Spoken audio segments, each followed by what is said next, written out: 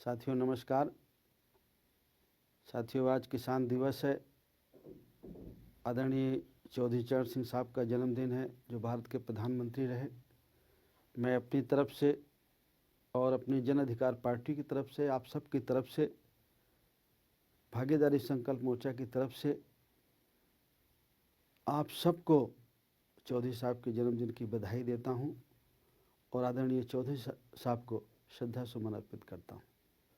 और सरकार से भी अपील करता हूं कि जो हमारे किसान भाई जो 3 कृषि के कानून बने हैं, जिनको काले कानून कहते हैं, हम भी काला कानून उनको कहते हैं,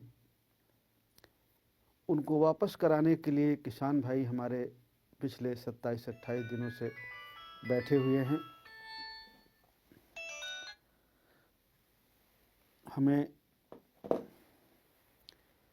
उम्मीद है और आशा भी है कि आज चौधरी साहब के जन्मदिन के मौके पर सरकार हमारे किसान भाइयों की मांगों पर सहानुभूतिपूर्वक विचार करेगी और आज उन कानूनों को वापस ले करके किसानों को एक चौधरी साहब के जन्मदिन के मौके पर एक अच्छा सा उन्हें संदेशा भेजेगी, मैसेज भेजेगी और एमएफसी जो न्यूनतम समर्थन मूल्य की जो मांग है उनकी गारंटी की, उसको बनाने का काम करेगी कि जो सरकार कीमत निर्धारित करती है उस पर सरकार खरीदे या प्राइवेट अड़तिया खरीदे, उससे कम में कोई ना खरीदे। अगर उससे कम में कोई खरीदे तो उस पर कानूनी कार्रवाई हो, ऐसी हमारी सरकार से आशा है। सरकार ने जो 3 कानून बनाए, कृषि उपज वाणिज्य व्यापार और वाणिज्य 2020, साथियों ये कानून कहीं से भी किसानों के हित का नहीं है। कि सरकार कहती है कि आप मंडी में बेचें चाहे मंडी के बाहर बेचें। अभी आप थोड़े दिन पहले जाइए तो जियो आया था, लोग कहते थे जियो भी चलेगा और बीएसएनएल भी चलेगा सरकारी, और सरकार भी यही कहती थी। लेकिन धीरे धीरे बीएसएनएल को ख़त्म करके जियो को कब्जा हो गया और बीएसएनएल को जियो ने खरीद लिया।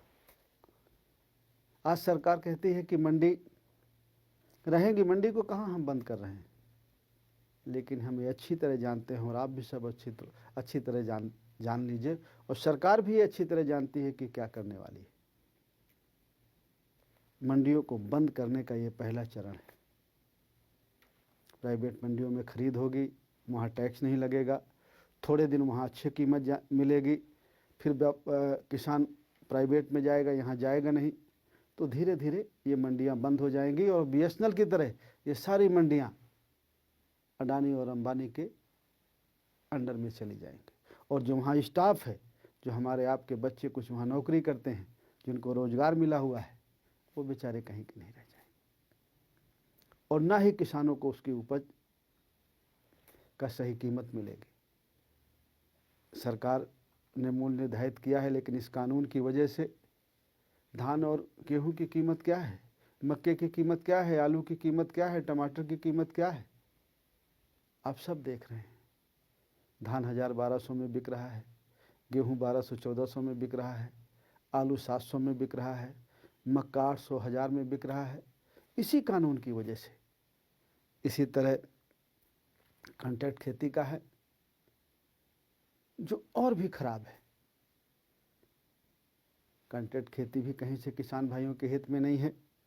और जो तीसरा कानून है आवश्यक वस्तु संशोधन विधेयक 2020, अभी तक हमारे देश में सरकार ने ही कानून बनाया था कि जो खाने पीने की चीज़ें हैं, गेहूं है, दाल है, चावल है, आलू है, उसका आवश्यकता से अधिक भंडारण नहीं कर सकते दुकानदार।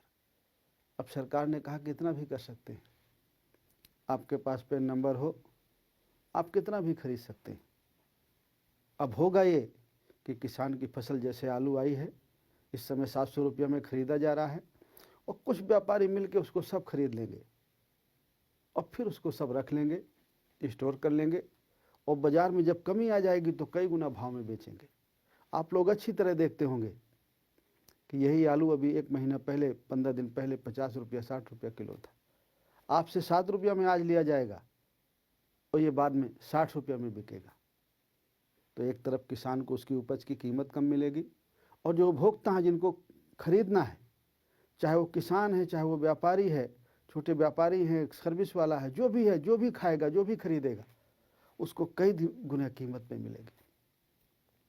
तो सरकार ने जो कानून बनाए हैं ये कुछ मुट्ठी भर व्यापारियों के लिए बनाए हैं, किसानों का शोषण करने के लिए।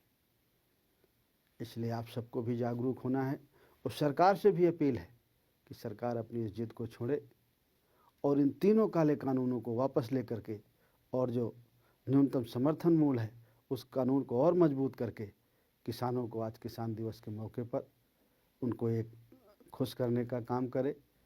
33 किसान आज तक शहीद हो गए।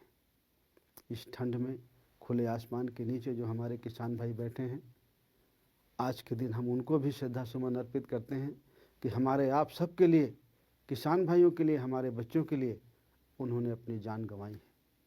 हम सरकार से उम्मीद करेंगे कि उनकी इस कुर्बानी को देख करके, और चौधरी साहब को सरकार भी याद करती है, हम भी याद करते हैं, आज सच्ची श्रद्धांजलि उनको यही होगी कि सरकार किसानों की बातों को मांगे।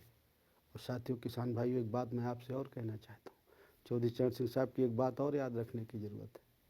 वो कहते थे किसान भाइयों से कि ऐ मेरे किसान भाइयों, आपकी अगर एक आँख खेत में हो तो दूसरी आँख आपकी विधानसभा और लोकसभा में हो, क्योंकि आपके हित का कानून विधानसभा और लोकसभा से बनता है और वहीं से लागू होता है।